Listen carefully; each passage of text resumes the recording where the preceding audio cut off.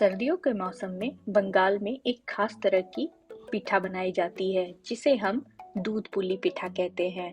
खजूर के गुड़ से बनी हुई यह दूध पुली पिठा बहुत ही स्वादिष्ट होती है। इस पिठा को अगर आप एक बार बना लोगे तो आप खीर और रबड़ी दोनों खाना भूल जाओगे, ये मेरा दावा है। तो चलिए शुरू करते हैं आज दूध पुली पिठा बनाना। अगर आप मेरे चैनल पे नए हो तो प्लीज मेरे चैनल को सब्सक्राइब करें और अगर वीडियो पसंद आए तो प्लीज इसे लाइक और शेयर करना ना भूलें। तो चलिए शुरू करते हैं बनाना दूध पुली पिठा। हमने यहाँ पर हाफ कप गुड़ लिया है जो कि खजूर का है और जिसका वजन 125 ग्राम के करीब है। उसे हमें मेल्ट कर लेना है, वो भी 80 ml पानी डालकर। तो हमने यहाँ पर गुड़ और पानी दोनों मिला लिया है और लो टू मीडियम फ्लेम पर हम इसकी एक पाई बनाएंगे, यानी कि अच्छी तरह से हमें इसे पिघला लेनी है। तो हमने गुड़ को यहाँ पर पिघलाना शुरू कर दिया है।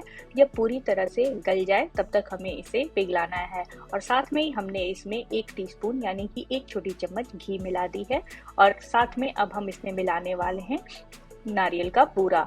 तो गुड़ के पिघलते ही हमें उसमें नारियल का बूरा मिलाना है। मैंने डेसिकेटेड यानी सूखे नारियल के बूरे का इस्तेमाल किया है, आप चाहें तो फ्रेश वाले नारियल के बूरे का इस्तेमाल कर सकते हैं जो कि वजन में 250 ग्राम है। अभी हम यहाँ पर पिठा के लिए अंदर की स्टफिंग बना रहे हैं। तो चलिए साथ में ही हमें इसमें मिलानी है इलायची। तो हमने यहाँ पर 2 इलायची को कूट कर इसमें मिला दिया है।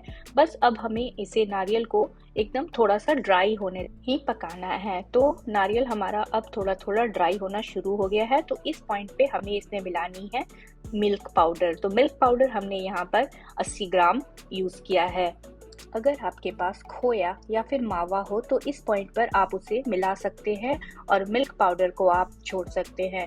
हमारे पास मावा नहीं था इसलिए हमने मिल्क पाउडर का इस्तेमाल किया है। तो देखिए दोस्तों, हमारी यहाँ पर नारियल की स्टफिंग बनकर बिल्कुल तैयार है। बस ऐसे ही हमें इसे बनाना है। तो चलिए अब शुरू करते हैं पीठा की तैयारी। तो पीठा के लिए हमने 1 कप पानी यानी कि 250 ml पानी का इस्तेमाल किया है। इसके साथ ही अब हम इसमें मिलाएंगे नमक। तो नमक हमने 1 टीस्पून इसमें इस्तेमाल किया है।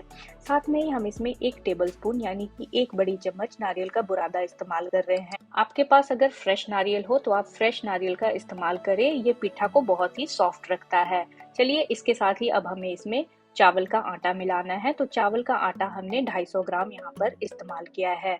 चावल के आटे को अब हमें अच्छी तरह से इस पे मिक्स करना है ताकि ये सारा जो पानी है उसे एब्जॉर्ब कर ले। तो हमने चावल के आटे को यहाँ पर मिक्स करना शुरू कर दिया है।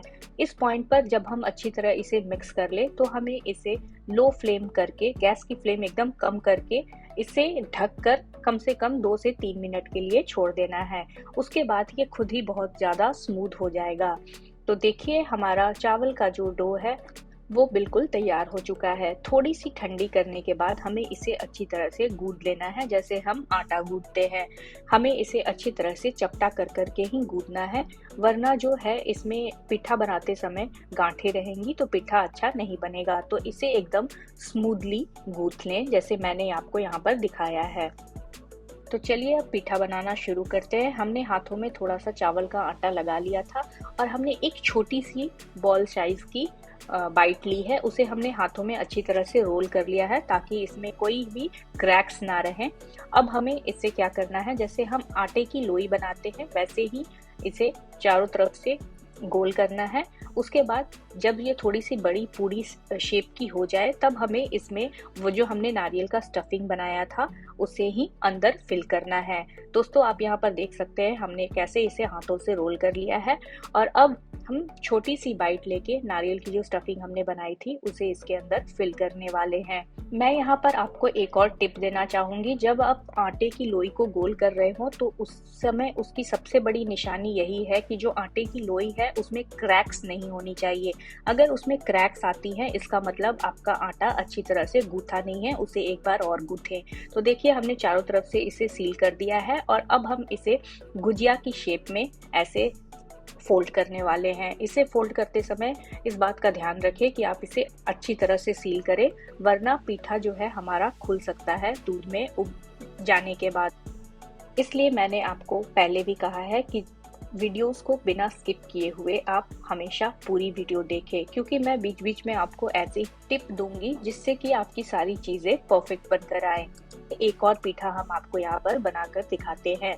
तो वैसे ही करके हमने स्टफिंग कर ली है। आप इसे चाहें तो एक फोक की हेल्प से भी किनारों को इसके सील कर सकते हैं। तो हमारा पीठा अब सारा बनके ऑलमोस्ट तैयार है। अब चलिए आगे की प्रोसेस हम शुरू करते हैं।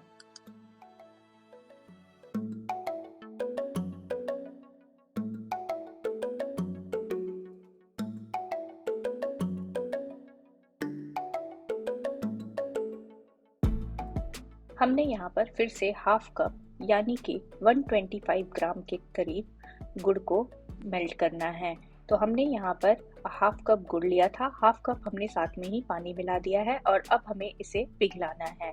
तो इसे भी हमें पहले जैसे ही मेल्ट कर लेना है। यहाँ पर मैं आपको और एक टिप देना चाहूँगी कि जब भी हम डेट पाम यानी कि खजूर के गुड़ का इस्तेमाल कर रहे हो तो हमेशा उसे इस्तेमाल करने से पहले ऐसे ही उसकी सिरप तैयार कर ले, उसके बाद ही उसे किसी भी चीज़ में, खीर या फिर पीठा में मिलाए। हमने यहाँ पर 1 लीटर के करीब दूध ले लिया है और उसे अब हमें गर्म करना है। तो हमने दूध को अच्छी तरह से 6-7 मिनट तक गर्म कर दिया है। इसमें अच्छी तरह से बस उबाल आना चाहिए, 6-7 मिनट तक इसे बॉईल होने दे। इसके बाद अब हमें इसमें मिलानी है हाफ कप यानी कि 125 ग्राम के करीब दूध का पाउडर यानी मिल्क पाउडर, और इसे अब हमें कंटिन्यू स्टर करना है वरना इसमें गांठें बन सकती हैं। तो उबलते हुए दूध में हमने मिल्क पाउडर मिला दिया और अब इसे हमें कंटिन्यू स्टर करना है क्योंकि हमें इसमें गांठें नहीं बनने देनी है। तो हमने इसे स्टर करना शुरू कर दिया है। इससे क्या होगा, हमारा दूध जो है और भी ज़्यादा गाढ़ा हो जाएगा। दूध लेते वक्त इस बात का भी ख्याल रखें कि हमें यहाँ पर फुल फैट दूध यानी कि फुल क्रीम वाली दूध का इस्तेमाल करना है, जिससे कि हमारा जो पीठा है वो शानदार बने। दूध हमारा यहाँ पर अच्छी तरह से उबल चुका है। तो चलिए अब बारी है इसमें पीठा डालने की। तो हमने एक एक करके आराम आराम से अपने पीठा को दूध में डाल दिया है। तो हमने जितना भी पीठा तैयार करके रखा था उसके लिए 1 लीटर दूध काफ़ी है। तो हमने सारे पीठा को अब दूध में मिला दिया है। दूध में डालने के बाद पीठा को इसे धीरे से स्टर करें। इसे हमें जल्दी जल्दी स्टर नहीं करना है वरना जो हमारा पीठा है वो दूध में जाके टूट सकता है। तो अगर हमारी बाइंडिंग अच्छी होगी, हमने जो डो अच्छा बनाया था और जिससे हमारा पीठा बन चुका है वो अगर अच्छा होगा तो हमारा पीठा टूटेगा नहीं दूध में जाने के बाद। अब हमें लिड कवर करके इसे 15 मिनट के लिए उबलने के लिए छोड़ देना है। तो हमने लो टू मीडियम फ्लेम पर अब अपने दूध को 15 मिनट तक पीठा के साथ उबलने के लिए छोड़ दिया है।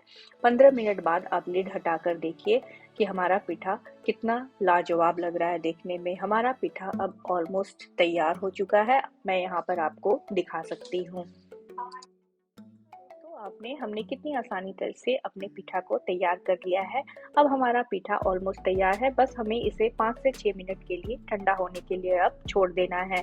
5 से 6 मिनट बाद जब ये हल्का ठंडा हो जाए तब हमें इसमें जो हमने गुड़ की सिरप बनाई थी उसे मिलानी है। तो आधी गुड़ की सिरप हमने इसमें मिला दी है। उसके बाद हमें इसे अच्छी तरह से एक बार स्टर करना है यानी कि ऊपर नीचे कर लेना है पीठा को। उसके बाद ही इसमें हमें फिर से आधी वाली सिरप मिलानी है।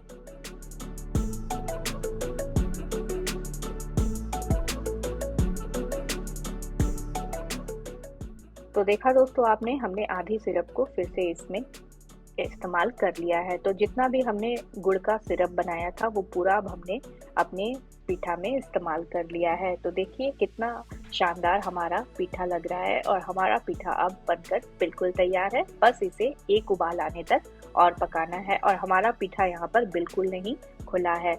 तो 5 मिनट इसे ढक के हमें और एक बार बॉईल करना है लो टू मीडियम फ्लेम पे। और देखिए हमारा शानदार दूध पुली पीठा बनकर तैयार है। पहले ये बंगाली लोगों की डेलिकेसी हुआ करती थी, अब सभी इसे बनाकर ठंडों में यानी कि सर्दियों में एंजॉय कर सकते हैं। अगर आपके पास खजूर की गुड़ ना हो तो आप नॉर्मल गुड़ से भी बनाकर इसे एंजॉय कर सकते हैं, ये उतनी ही लाजवाब लगेगी। अगर मेरी रेसिपी पसंद आई हो तो प्लीज़ मेरे वीडियो को लाइक शेयर करना ना भूलें, और अगर आप मेरे चैनल पर नए हो तो प्लीज़ मेरे चैनल को सब्सक्राइब करना ना भूलें। तो चलिए एंजॉय कीजिए दूध पुली पेठा।